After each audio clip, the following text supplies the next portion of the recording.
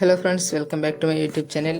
അപ്പോൾ നമ്മൊന്ന് പരിചയപ്പെടുത്താൻ പോകുന്നത് തമ്പനയിലിൽ കണ്ട പോലെ 3 ലൈറ്റ് മോഷനിലെ എഫക്റ്റുകളാണ്. അപ്പോൾ നമുക്ക് ഡയറക്റ്റ് വീഡിയോയിലോട്ട് പോകാം, കൂടുതലൊന്നും സംസാരിക്കുന്നില്ല. ഓക്കെ, നമുക്ക് ആദ്യം തന്നെ ലൈറ്റ് മോഷൻ ഓപ്പൺ ആക്കുക. അതിനു മുന്നേ നമ്മുടെ ചാനൽ സബ്സ്ക്രൈബ് ചെയ്തിരുന്നു, സബ്സ്ക്രൈബ് ചെയ്ത് സപ്പോർട്ട് ചെയ്യുക. ഓക്കെ, നമ്മൾ ആദ്യം പ്ലസ് ക്ലിക്ക് ചെയ്തിട്ട് ക്രിയേറ്റ് പ്രൊജക്റ്റ് കൊടുക്കുക. നമുക്ക് ആവശ്യമുള്ളതൊക്കെ ആഡ് ചെയ്യാം. അപ്പോൾ ഫ്രണ്ട്സ്, നമ്മളൊരു ഫോട്ടോ ആഡ് ചെയ്തിട്ടുണ്ട്. നമുക്ക് അതിൻ്റെ വാല്യൂ മാത്രം ഒന്ന് കൂട്ടി കൊടുക്കാം.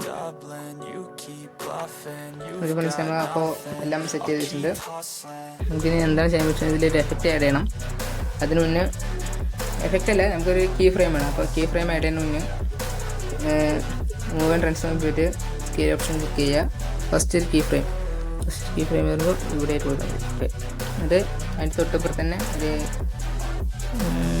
20 സെക്കൻഡ് കഴിഞ്ഞിട്ടൊരു കീ ഫ്രെയിം ആഡ് ചെയ്ത് കൊടുക്കുക. ഓക്കെ, എന്നിട്ട് ഫസ്റ്റ് കീ ഫ്രെയിമിൽ അതിൻ്റെ വാല്യൂ നമുക്ക് ജസ്റ്റ് ഒന്ന് കുറച്ച് കൊടുക്കാം. എന്നിട്ടൊന്ന് കുറച്ച് കൊടുക്കുന്നുണ്ട്. നമുക്ക് ഇത്രയും മതിയാവും. അത്രയൊന്ന് കുറച്ച് കൊടുത്തിട്ടുണ്ട്. ഇനി അതിൻ്റെ ഇടയിൽ ഒരു ഗ്രാഫ് ആഡ് ചെയ്യാം. ഗ്രാഫിലാണ് കാര്യം. ഗ്രാഫ് ഒന്ന് ആഡ് ചെയ്യാം. നമുക്ക് ഈ ഗ്രാഫാണ് ആവശ്യം. അപ്പോൾ ഇതേ ഗ്രാഫ് ഒന്ന് കൊടുക്കാൻ ശ്രമിക്കാം. ഒരു ഗ്രാഫ് ആഡ് ചെയ്തിട്ടുണ്ട്. എന്നിട്ട് ഒരു കീ ഫ്രെയിമിൽ നമുക്ക് ഫസ്റ്റ് തന്നിട്ടൊന്ന് നോക്കി കൊടുക്കാം, അറ്റത്തേക്ക് വെച്ച് കൊടുക്കുക. അപ്പോൾ ഈ ഒരു എഫക്റ്റ് കിട്ടിയിട്ടുണ്ട്.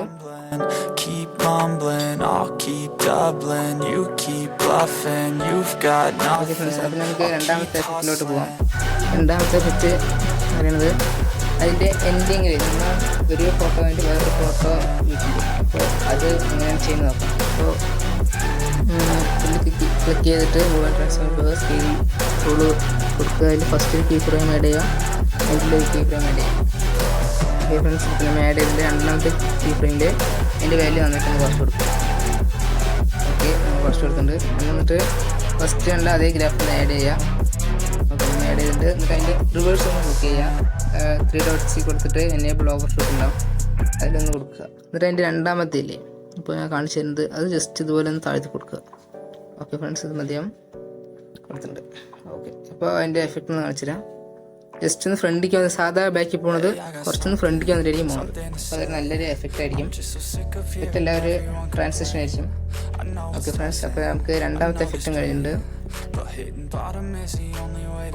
അപ്പോൾ ഫ്രണ്ട്സ്, നമുക്ക് മൂന്നാമത്തെ എഫക്റ്റിലോട്ട് പോകാം. അത് വളരെ സിമ്പിളാണ്. അപ്പോൾ നമ്മൾ ആദ്യം ആ ഒരു ഫോട്ടോ ക്ലിക്ക് ചെയ്തിട്ട് എഫക്റ്റ് എടുക്കുക, ആഡ് എഫക്റ്റ് എടുക്കുക.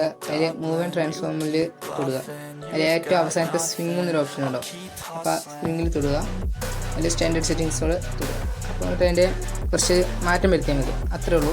വേറെ നമുക്ക് ഈ ഫ്രെയിം 3 ആഡ് ചെയ്യണം. ഫസ്റ്റത്തെ ഫ്രീക്വൻസി നമുക്ക് 1 ഒന്ന് സെറ്റ് ചെയ്ത് കൊടുക്കുക. അതിൻ്റെ ആംഗിൾ -30 ഉള്ളത് നമുക്ക് -3 മാത്രം വെച്ച് കൊടുത്താൽ മതി. ഓക്കെ, നമുക്ക് -3 വെച്ച് കൊടുക്കാം. ഓക്കെ, -3 വെച്ച് കൊടുക്കുന്നുണ്ട്. അതിൻ്റെ ആംഗിൾ 2 എന്ന് പറയുന്നത് +30 നമുക്ക് വെറും 3 കൊടുക്കാം. ഫേസ് എന്ന് പറയുന്നത് 0.010 കൊടുക്കുക. 010 അത് വെച്ച് കൊടുക്കുക. അപ്പോൾ സ്വിങ്ങിൻ്റെ ഇത് ഈ എഫക്റ്റ് കഴിഞ്ഞു. ഇനി രണ്ടാമത്തെ എഫക്റ്റ് എന്ന് പറയുന്നത് മൂവ് ആൻഡ് ട്രാൻസ്ഫോം പോയിട്ട് ഓസിലേഷൻ, അതും സ്റ്റാൻഡേർഡ് സെറ്റിങ്സോടെ ക്ലിക്ക് ചെയ്യാം. ഓസിലേഷൻ എടുത്തിട്ട് അതിലും കുറച്ച് മാറ്റം പറ്റും മതി. കീ ഫ്രെയിമൊന്നും വെക്കേണ്ട ആവശ്യമില്ല.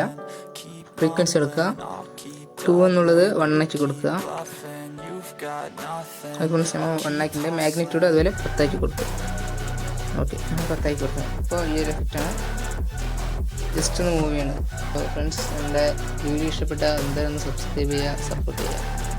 അടുത്ത വീഡിയോയിൽ കാണാം. Bye guys.